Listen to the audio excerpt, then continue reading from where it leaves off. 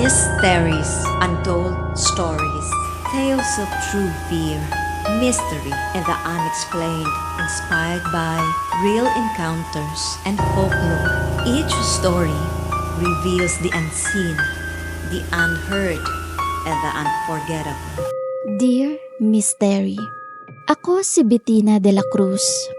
Hindi ko tunay na pangalan. Ako ay mula sa isang kilalang lugar sa Eastern Visayas.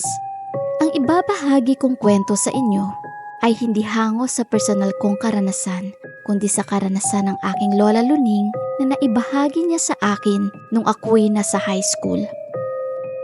Ang mga karakter sa aking ikukwento ay hindi nila tunay na mga pangalan. At kung may pagkakapareho man ito sa totoong buhay, ito'y nagkataon lamang at hindi sinasadya. Pero ang kwentong ito ay hango sa tunay na karanasan at hindi katang-isip lamang. Kung mahilig ka sa mga kwentong creepy at paranormal, pakinggan mo ito hanggang dulo. Baka may mahanap kang koneksyon sa sarili mong karanasan. Ang kaibigan kong si Elisa. Ayon sa kwento ng aking Lola Luning, hindi daw siya mapaniwalain sa mga kwentong kababalaghan o mga nilalang sa dilim. Ngunit nag-iba ang kanyang pananaw nung nakilala niya ang kanyang kaklase na si Elisa, na naging matalik niyang kaibigan nung high school. Transfer student noon yung lola ko sa isang pampublikong paaralan sa high school. Si Elisa, ang unang-unang kaklase na nag-welcome sa kanya. Mabait at makulit na dalaga si Elisa. Lagi niyang napapatawa ang aking mahinhin at mahiyaing Lola Luning. Madalas niyang sinasamahan tuwing tanghalian at tuwing uwian ang lola ko. Kaya naman, unti-unti silang naging malapit na magkaibigan. Nung umpisa, nagtataka ang lola ko kung bakit sa dinami-dami ng kaklase nito, bakit pa sa mahiyaing tulad niya madalas sumasama si Elisa na magkasalungat naman ang kanilang personalidad. Isang araw, habang naglalakad sila pa uwi, merong ibinunyag si Elisa na siya namang sumagot sa agam-agam ng Lola Luning ko. Sabi ni Elisa sa kanya, Luning, siguro nagtataka ka kung bakit sa'yo lang ako malapit. Lalayuan mo rin ba ako gaya ng iba pag nalaman mo na ang dihim na sekreto ng pamilya ko? nung panahon na yon, sumagot ang lola ko. Bakit? Sasabihin mo ba na nalaman mo ng tao yung pamilya mo? Nabigla namang sinagot ni Elisa na, Oo, Luning. Lumalamon ng buhay na tao ang pamilya namin. Pamilya kami ng mga aswang. nung marinig ni Lola Luning yung naging sagot ni Elisa, malakas na halakhak lamang ang naging reaksyon nito. Hindi ka natakot, Luning? Tanong ni Elisa. Hindi. Ano ka ba, Elisa? Mas takot ako sa tatay ko kapag ginabi tayo sa daan. Kaya tara na, bilisan na natin yung paglalakad at ako'y masisinturon na naman ito. Natapos ang araw na yon na walang takot sa puso ang Lola Luning ko. Pwera sa hindi siya naniniwala sa mga aswang, masyadong mabait na kaibigan si Elisa para maging masamang nilalang. Hanggang kinabukasan sa klase, Oh, Luning. Alam ko tumawa ka lang kahapon kasi akala mo nagbibiro lang ako. Maniniwala ka lang ba sa akin kapag nakita mo? Ang lakas talaga ng trip mo, Elisa, no?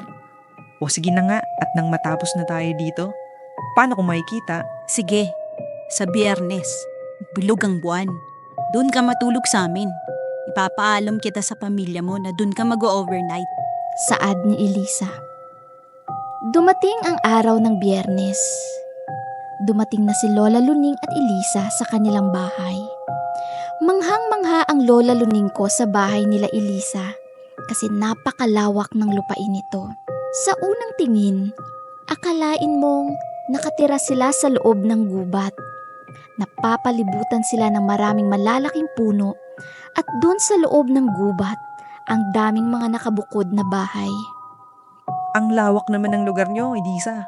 Sino-sino ang mga nakatira dito? Sambit ni Lola Luning. Mga kamag-anak ko silang lahat. Sa pamilya namin, lahat ng mag-asawa ay magkakamag-anak. Tulad niyang unang bahay, bahayan ng kapatid ko na inasawa ang pinsan ko. Doon naman sa dulo, bahayan ng kapatid ng nanay ko, na asawa naman ng pangalawang pinsan nila. Halika, papakilala kita sa lola namin sa tuhod. Pumunta si Lola Luning sa likod na bahagi ng mga kabahayan at doon nakita ng lola ko ang isang payak at lumang-luma na kubo. Habang papasok sila ng kubo, kakaiba ang amoy ng bahay.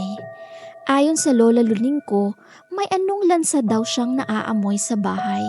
Di niya alam kung saan ang gagaling yung amoy. Malinis naman ang kubo at walang masyadong gamit. Isang kawayang papag lang na kasya 3 hanggang 4 na tao yung andon at isang maliit na mesa at upuan.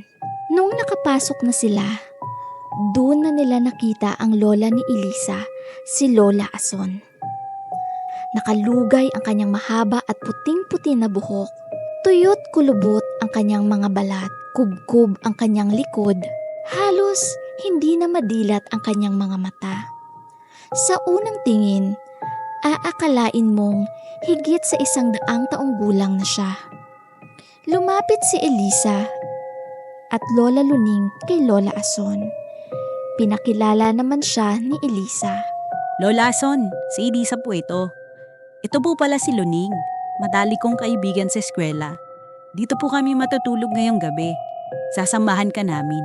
Hindi sumagot si Lola Ason na wari hindi niya narinig si Elisa. Pero nabanaag ni Lola Luning ang ngiti sa mga labi ni Lola Ason na para bang may masamang balak. Napansin din ito ni Elisa kaya muli niyang sinabi na, Lola, kaibigan ko po si Luning ha. Mabait po siya sa akin at ayaw kong may masamang mangyari sa kanya. Uuwi pa po siya bukas sa kanila. bahagyang kinabahan si Lola Luning dun sa nasambit ni Elisa. Para bang nagpapahiwatig na wag siyang gawa ng masama ni Lola Ason. Pero isinawalang bahala niya na lang din ito, iniisip na baka nagluloko lang si Elisa. Oras na ng hapunan, pumunta sila Lola Luning ko at Elisa sa bahay ng kanyang mga magulang na mga 20 metro lamang ang layo.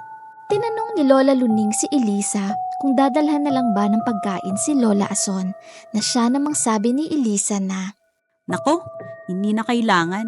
Hindi rin kasi kumakain ng pagkaing luto si Lola Ason eh. Ha? Ano kinakain niya? tanong ni Lola Luning. Pagkaing nilaw at sariwang karne ang gusto niya. Sabay tawa na malakas si Elisa. Tumigil ka nga dyan, Elisa. Kanina ka pa nananakot. Lakas talaga ng tama mo, no? Saad naman ni Lola Luning. Na siya namang sinagot ni Elisa na, Bahala ka kung ayaw mong maniwala. Malalaman mo mamaya.